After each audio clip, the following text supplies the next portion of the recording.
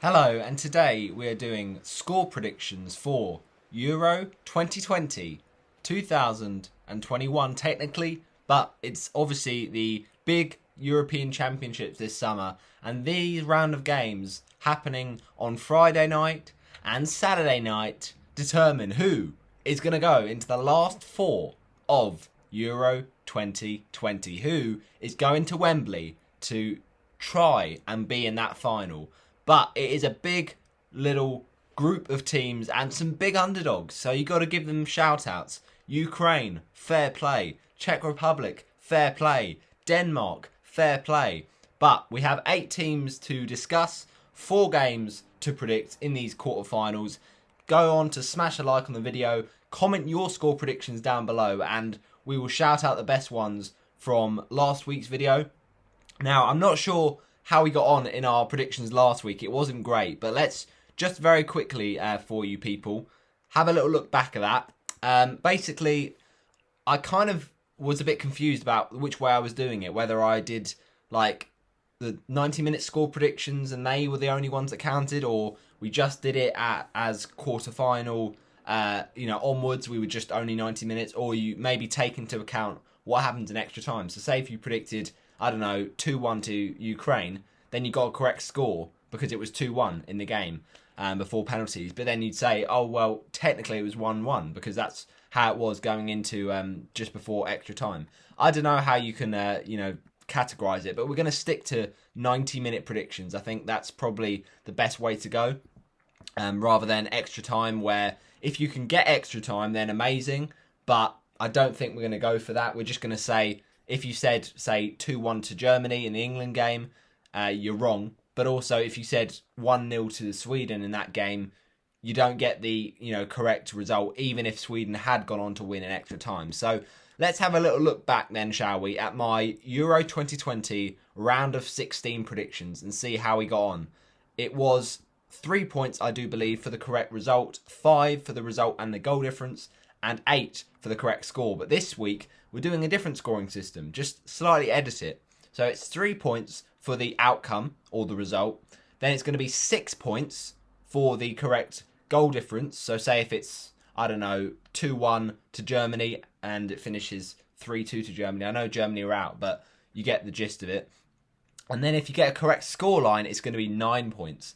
So basically 3 plus 6 equals 9, and 6 is double 3, so you want to get that goal difference, but imagine the scenes if you can get that correct score, because that will be a whopping 9 points for your tally. So I'll try and have a little look at the comments that come on in this video, and we'll do a little table for this week, but let's see how many people can pop their predictions in.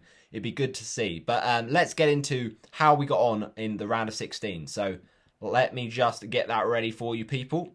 Here we go.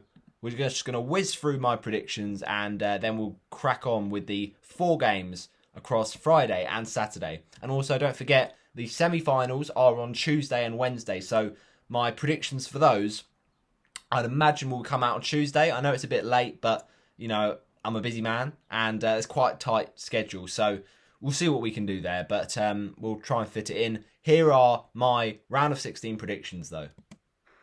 Hello there, and today we are doing score predictions for the round of 16 Euro 2020. And in this video, we will also be doing a brief little reaction to how I got on in my Euro 2020 group stage predictions. So it's a nice bumper video, the last one of the day. Make sure you smash a like on it, subscribe for more content over the Euros, and let's get into it. Let's get amongst it. And it is a fascinating group of fixtures that will come through and will be played in this weekend and over the next few days. If you don't already follow me on Instagram, of course, I'll be posting my Euro fantasy tips and, suggestions, and obviously I'll be doing my predictions on there. So if you haven't already seen them, then go check them out at Roberto_the_pro, and of course on Twitter as well, Roberto, capital R, capital H, Hollis 9, and we'll be posting more Euro fantasy tips and all those juicy stuff really going into the games that are coming place and taking place at the weekend. So let us first of all react to how we got on in the Euro predictions for the group stage. Now, I've got to be honest.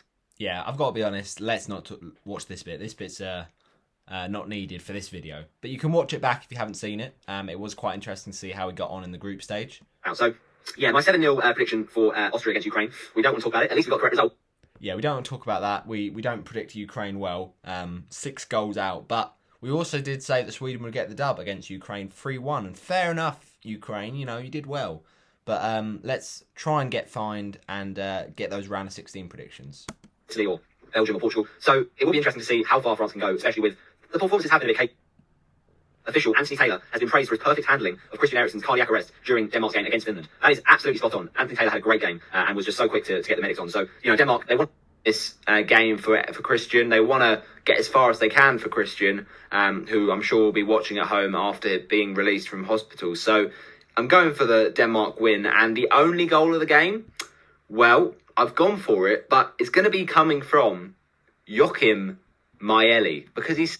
Well, I'll take that. It's a correct result at least. That means it's 3 points to me. I said 1-0 to Denmark with a goal from Joachim Mailer, and that's exactly what happened. But Wales didn't make it that easy for their own fans to watch, because their defensive work was not good. They just didn't really have it going forward. Gareth Bale, Aaron Ramsey went missing, and talking of going missing, he was running off in the post-match interview. Maybe that's his last game for Wales. It didn't look good. But, defensively, a bit of a nightmare for Wales. Another red card, Harry Wilson. I think it was slightly harsh, but still not a great challenge. And at the end of the day, it's not good for Wales to go out like that when they've had such a good tournament, in the fact that they've put a lot of passion into their games.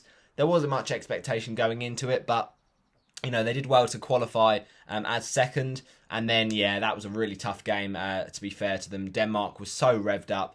They're really doing well this tournament, Denmark, and they were just clinical. So it's a really sad way to end it for Wales. But no, the other goals in the day, 2 coming from Kasper Dolberg. I mean, what an absolute story he's been through. He's been through so much. He's been through COVID. He's had operations. It's all gone on these last few years for him. So it's a great moment to see him get that brace. And the first one, lovely curling goal. And then the second one, well, that's just the fox in the box. It's a mistake from Nico Williams, but he's there to just slide it home.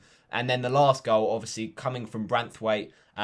Braithwaite was, I thought, pretty good in the game. Just the thing was missing was the goal, and he got it, even though it was originally ruled out. It was onside, correctly decided. So, very good win for Denmark. Very tough on Wales, though.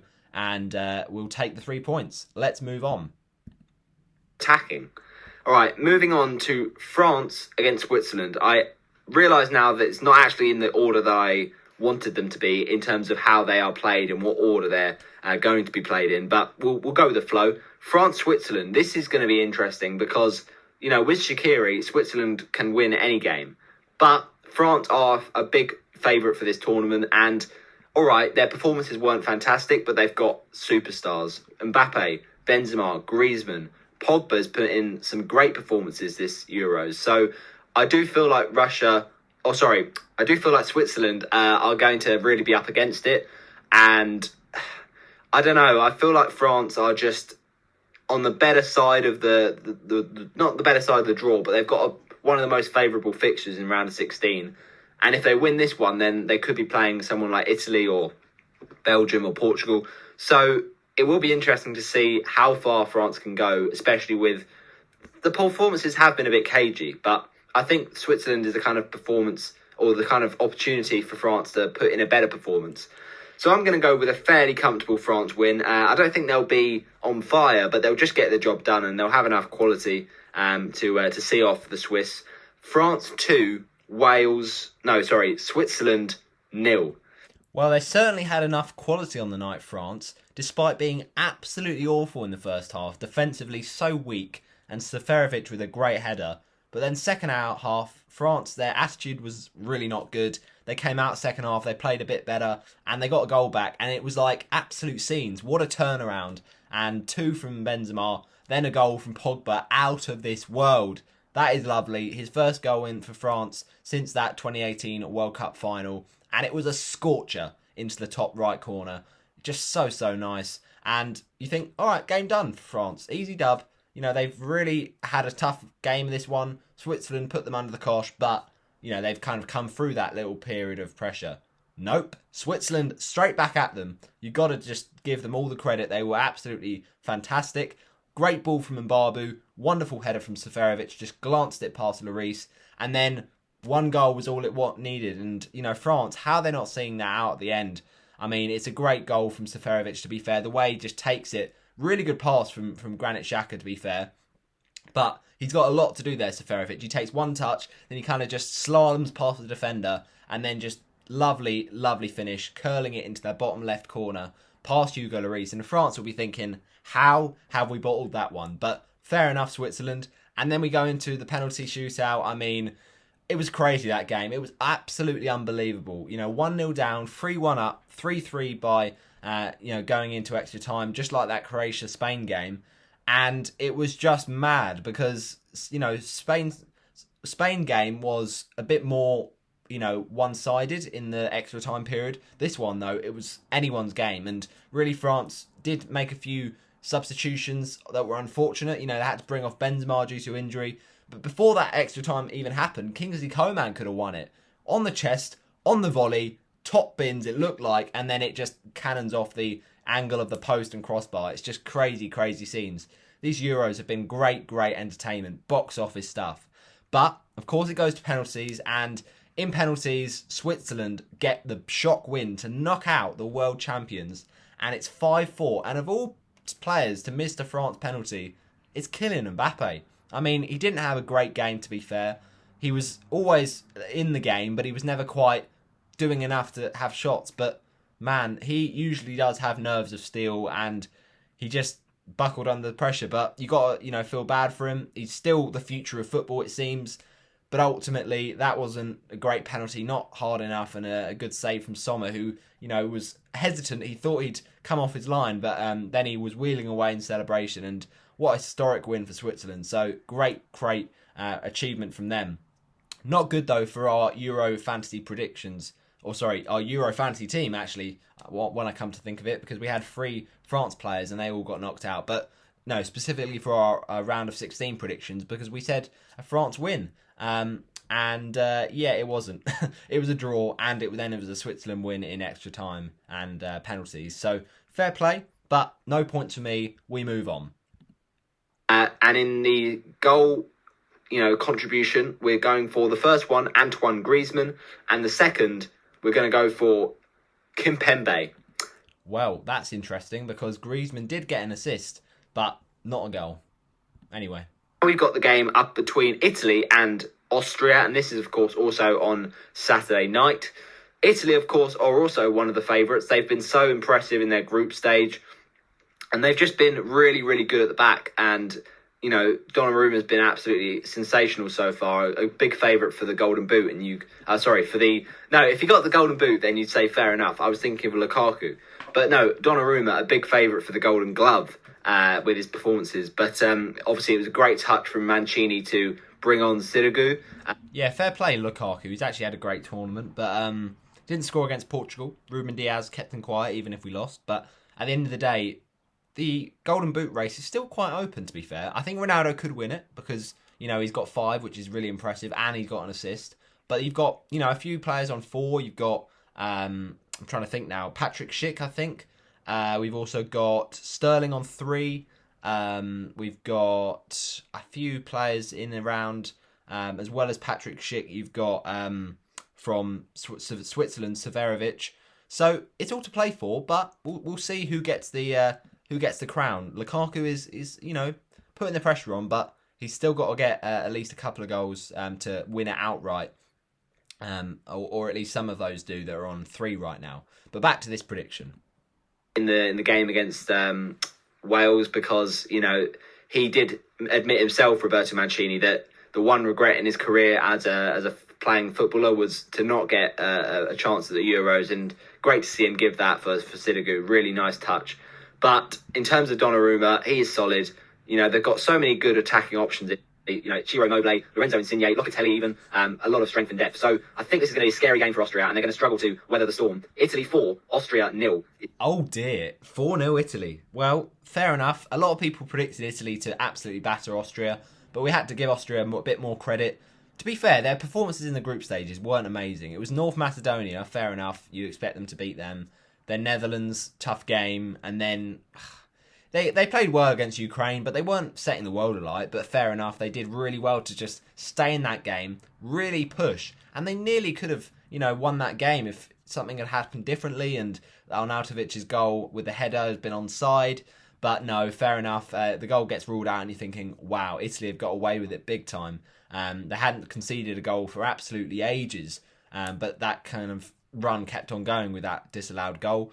Goes into extra time, quite a cagey one, but Italy eventually find that gear, find that moment of quality. What a touch, though, from Federico Chiesa. Fantastic play from him. And at the end of the day, it's a great finish. You got to feel bad for Daniel Bachmann because he was playing well all game, but you just can't really be stopping that one. It's a great finish. And then, of course, Pessina again. He did it against Wales. He's done it again against Austria. And it's a nice little, assist from, I think it was Insigne, maybe. But, they kind of just hold the ball up well and they just stay patient. And then he just slips it through. He slips it into the back of the net and catches out Austria there. So, yeah, good win for Italy. 2-1 it was in the end. Austria getting a goal from Kalajic, who, was clever in his goal, to be fair, to get in that back post, get in that near spot and just, ghost his way in with the header underneath the goalie and couldn't do anything about it. So, Italy clean sheet finally gone. But, Austria just gave such a great account of themselves. Italy were, at times, not brilliant, but shows a good team that can win on their day and they can find those moments of quality. So, yeah, we'll take it, to be fair. It's 3 points, I think. I mean, technically, I said it was a 90-minute prediction, version, but it actually was 0-0 after 90 minutes. We'll give ourselves the 3 points because we said Italy to win, We didn't get the correct score, but we at least got the correct result with a prediction of 4-0. So, let's move on to the next one then. Gone with, I know. And in terms of goal scorers, I think 2 from Ciro Immobile and 1 from Domenico Berardi. And the 4th goal comes from Spinazzola.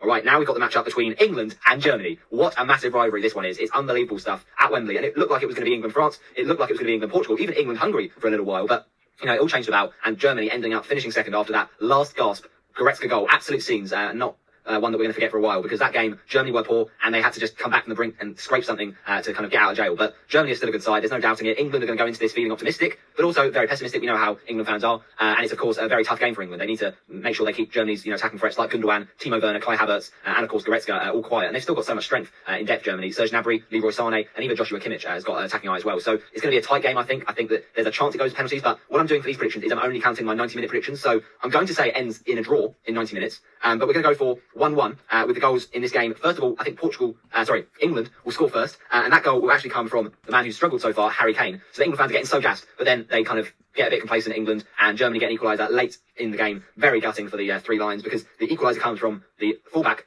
that is, Gosens, that's right. Now we've got the goal in extra time, and I think that Germany win it 2-1 in extra time, and that goal comes from Kai Havertz. But I'm going for a 1-1 90-minute prediction. Okay, now we move on to looking at that game, and it was a 2-1 Germany after extra time, but I said 1-1. So I got the right amount of goals in that game. I said 1-1, it was 2-0 of course, and I also said that I thought Havertz and Werner would be threats. That's exactly what they were. Pickford was fantastic though, and I said a Kane goal. It did eventually come for Harry Kane, so massive win for England, but not right for my predictions, so no points for us there. Let's move on swiftly.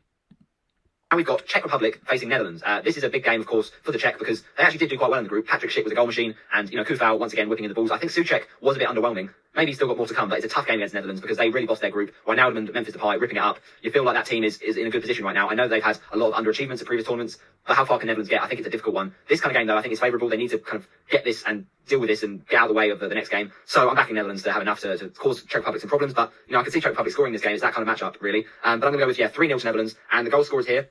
Let's say the first one comes from Gini Wijnaldum, Jorginho for the player in PSG right now, or about to be a PSG player. Then Wijnaldum gets his second. He thrives at the heart of that Orange team. And then the third for Orange is going to be Denzel Dumfries. All right. Well, that was a bit of a shocker. A lot of people predicted Netherlands to win that game. We should have seen Czech Republic were playing quite well in their performances. All right, they didn't do it against England, but all the other games, they were so clinical. Patrick Schick, once again, scoring the goal. He's been absolutely unbelievable this tournament. And also the goal from my man, Holles. Representing the Hollis gang. No, not really. But no, basically, it sounds a bit like it. It was a great win for Czech Republic, though. And you just got to say fair play. We didn't see that coming. Netherlands, obviously, a little bit of frustration because if Matthijs de Ligt doesn't do that, then is it a different game? It's just Netherlands weren't on it. And it's as simple as that. They got to just accept that they just didn't play well enough. So, Yeah, Frank de Boer sacked for Netherlands, so that's an interesting little plot point. They would certainly have not wanted to underachieve once again, but they seem to have just not played well enough in that game. And now the Czechs have been awarded with a game with Denmark, so fair enough. I didn't get that right. I said a 3-0 Netherlands, and it was 2-0 to Czech Republic. This has been a shocker so far, people. Let's try and get something positive out of it. And we've got the big one, Belgium versus Portugal. I'm really sweating for this one because it's a tough, tough match. It is the golden generation against the team defending their title, and I really have a worry that we're going to lose this one. So I don't want to see it. I really hope this is not the result. But if I'm putting my head on rather than my heart, I'm going to say a Belgian win. I hate to say it because I want to back my Portugal lads. And we can beat anyone on our day. We're that kind of team. We pull through and we defy the odds. But, you know, unless Ronaldo has a blinder, that Belgian team is just going to be so hard to stop from a defensive point of view. We can always score goals, but if we're leaking too many at the other end, then it kind of is a bit impossible to find a way through. So I hope it's not a repeat of the Germany game, that's for sure, because they've got attacking fullbacks of their own. You know, Thomas Meunier, Timothy Castagne if he's back from injury. So I don't know. I think it's going to be tough. I'm going to say 2-1 Belgium. And goal scorers here, I hope, Ronaldo gets another goal just to prove his GOAT status, although he's got nothing else to prove really. But also I hope that we can get more than one goal because then we've got a chance of getting it to at least extra time or you know, get through. But no, we'll say Portugal score first in the game and then we go and bottle it. Classic. The goal I think for Portugal though will come from Bernardo Silva this time, and then Belgium hit back with goals from Kevin De Bruyne and Axel Witsel. Well, we went for Belgium because we thought realistically that was what was going to happen.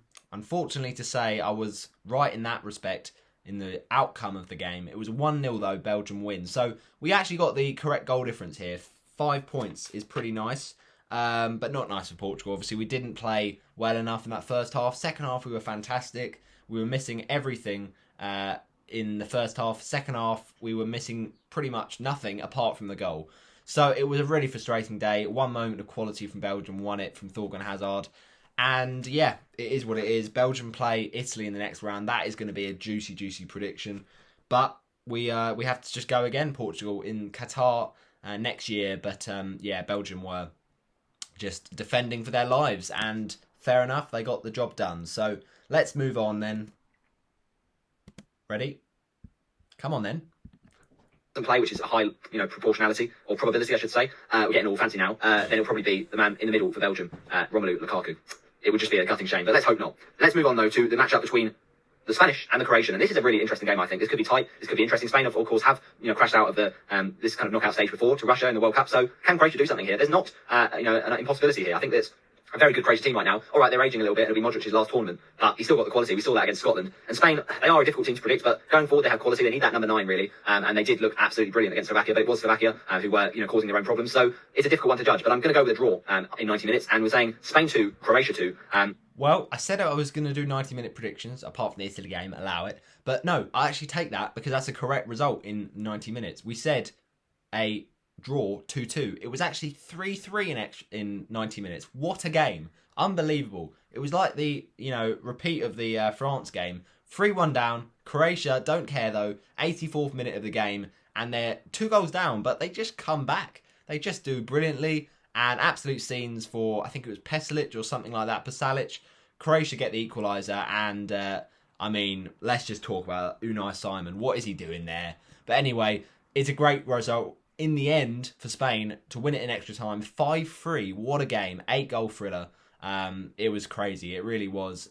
Spain were just clinical in extra time. And Morata, he gets a lot of abuse. But fair enough. He got an important goal there. And he still is such a threat, it's got to be said. The final goal, though, he's just got a feel for Croatia. One more goal and maybe we're talking about, a good penalty shootout. But it really did finish it from Michael Oyarzabal. So, yeah, fair enough, Spain. Good win. And I did predict them originally to get the result in extra time, I think. So let me just check what I actually genuinely said. The first goal of the game, I think, will be scored by Croatia. Luka Modric is the man. But Spain equalise through Pedri. Spain go ahead through Alvaro Morata to make up from his unfortunate penalty miss. And then Croatia equalise to make it go to extra time. And that goal will come from Rebic. But it doesn't have anything going on in the extra time period. Goes to penalties. And 3-2 Spain win on penalties, which would be... I said 3-2 to Spain on pens. Fair enough. Well, it's close. It's close. We said that it would go to extra time. We said that Spain would go through. But, yeah, it's not perfect. So... we'll give ourselves a decent amount of points. We'll say 3 points there, just like it was any other result. But anyway, let's move on. Ironic because, of course, Spain have missed so many penalties already in these Euros. The final one to predict is Ukraine against Sweden. Now, this is another interesting game in the fact that neither side are really the favourites. They're both underdogs and they'll both fancy their chances. But I just feel that this will be a tough game for Ukraine in the respect that going forward they offer little, and Sweden looked really good in their matches, topping the group. You know, Forsberg is a quality player, Isaac as well. He could be snapped up by a big side in the summer, so they've got a lot of quality, Sweden. But Ukraine have got a chance, I think. Certainly with some of their players, you know, Yaramchuk has had quite a good group stage, and you know, Yarmolenko especially. And let's not count out Bushan as well. He's made a few decent saves from his point of view. So I think it'll be tight in the first half at least, but then Sweden maybe just have enough to pull through. You know, if you disagree with me, you think Ukraine are better, put it down in the comment section below. But I'm going with Ukraine 1, Sweden 3. Well, you should have disagreed with me in the comments because Ukraine got the win. I mean, fair play. Alexander Isak's been amazing this tournament. I think he got an assist in this game, but Forsberg with a slightly lucky goal, just to say the least, off the defender. But, you know, he's their talisman. He always gets goals. He got us fancy points, so that was nice. But end up Sweden losing, and I'm gutted for Ken Sema, I really am. But Ukraine were just really good on the day. They weren't that, you know, consistent in the 90 minutes, but when they turned it on, they were really good. Great goal from Zinchenko, and then, of course, the winner. I actually can't remember how to pronounce his name, to be honest. Let me check, people. Let me check. He's pronounced, I think, Dobvik. I think so. But anyway, it was a great header in the final minutes of the game. That was, you know, a header that the manager, of course, Shevchenko, would have been proud of. Ripping off the shirt and, you know, running to the fans. It was a great winner for Ukraine in the additional time of extra time. Unbelievable. So, yeah, we actually did go for a solid Sweden win. So, no points for us there. That is not good to end the predictions. So, we will wrap up then. How many points did we score last week? Let's say roughly we got 14 points. So, obviously, there's a possible 8 points for each correct score. And there was a possible 8 games. So, quick maths, that is, of course, 64. So, 14 out of 64, meh, not bad. Let's move on, though, to the juicy quarterfinals. And first up, it's Spain versus Switzerland. A big game on Friday night, but I'm backing the Spanish. I think they will just be strong enough. Switzerland were fantastic. You know, I'm not discrediting them against France, but, you know, France were just really poor, I thought, to throw it away. And Spain, I don't think, will be that poor. They might have an own goal, but no, realistically, I think this will be a tight game, but an exciting win for Spain. Spain 2, Switzerland 1. And the first goal of the game, I'm going for Switzerland, actually. I think they will get their first one. And I think this one won't come from Xherdan Shaqiri this time, or from Seferovic, but instead, Granit Xhaka. But then Spain equalised with a wonderful cross on the left-hand side from Jordi Alba, and it's headed in by Alvaro Morata. But then Spain get their winner to make it 2-1, and the goal comes from Dani Olmo. So that's going to end in that 90-minute prediction, 2-1 to Spain. We then have Belgium v Italy. This is a really exciting game, and I think it'll be really, really tight. But I'm just backing the Italians. I really can't call this, to be fair. It could easily be Belgium. I've got Lukaku in my fantasy team, so I kind of want him to do well. But also, I've got Donnarumma, so I don't really know what I want to happen, really. But it could swing either way. Italy are, you know, one of the favourites, I think, for the going all the way this time. And Belgium, the golden generation, they've got not many years left, so this is a big opportunity, and it'll be a shame for them to pass it up. But I'm just fancying Italy. I think that they, going forward, look decent, and defensively they're quite solid, but Belgium are very good going forward as well. So for that reason, I'm saying a goal fest, but Italy just have enough pepperoni toppings to get the tasty win over Belgium, sorry. And unfortunately for Belgium, they'll be melting out of this competition like chocolate. I don't know why I did that. Belgium 2, Italy 3. Belgium to score first, Romelu Lukaku, and then Italy equalise through, let's go Spinazzola. He's so attacking, why not? Then the equaliser for Italy is actually responded with a winner, or at least that's what they think for Italy. So 2-1 in their favour. And this time the goal, I reckon, will come from Federico Chiesa. And then Belgium get an equaliser. 2-2. What a game. And it's going to be Thomas Meunier with the goal. But then Italy grab a last gasp winner. And it's going to be an unlikely hero. It's going to be, in defence, Di Lorenzo. So 3-2 to the Italians. And now we've got Czech Republic v Denmark. We'll leave England till last. Now this one obviously is a big game. Both sides have been the underdogs, and it was a great win over Netherlands, to be fair to them, Czech Republic. You know, Denmark and Kasper Schmeichel, and, you know, Joachim Mæhle and a range of centre-backs there, Simon Kjaer. they're all going to try and be really, on it to try and stop Patrick Schick, who's been fantastic this tournament. But I think this is going to be really cagey. I feel like both sides going forward, they have Patrick Schick, of course, but if you look at both teams combined, their attacking isn't amazing. So I think it's going to be cagey, and I think it's going to be nervy. 0-0 I've gone for. I think it's going to be a draw, going to be tight. In 90 minutes, 0-0 draw. And I also think that Belgium game will be 3-2 to Italy in 90 minutes, by the way. We're only counting 90-minute predictions. But then we say, 0-0, and then it will go to extra time. And then on penalties, I reckon Denmark to win it. 4-3 on penalties. All right, now it's the big one. It is England versus Ukraine. Now, this is a winnable game. If they can beat Germany, surely they can beat Ukraine. I mean, fair play. It was a good win against Sweden, Ukraine, but, they got tired out from the extra time, and they had a few injuries in there, and obviously you'd fancy them to win with the extra man. Obviously, that was a horrible challenge from Danielson, but I think England, they have a realistic route to the final now with the way the draws favoured them. Ukraine, they're going to go for it, of course. They are wanting to be the underdogs like Iceland in 2016, but I'm not seeing it. This England team is going places. It feels different this time. I'm saying Ukraine 0, England 3 to get them into a semi at Wembley. Now, in terms of goal scorers in this game at Rome, I'm saying that first of all for England, it's going to be Harry Kane once again. But then the second, Luke Shaw. And the third is Raheem Sterling, the absolute goal machine for England at this tournament. And that wraps up my predictions for match day number 5, or the quarter-final of Euro 2020. And make sure you get your predictions down in the comment section below. I've been Roberto the Hornet. You've been great for watching. Smash a like on it. I'll see you next time.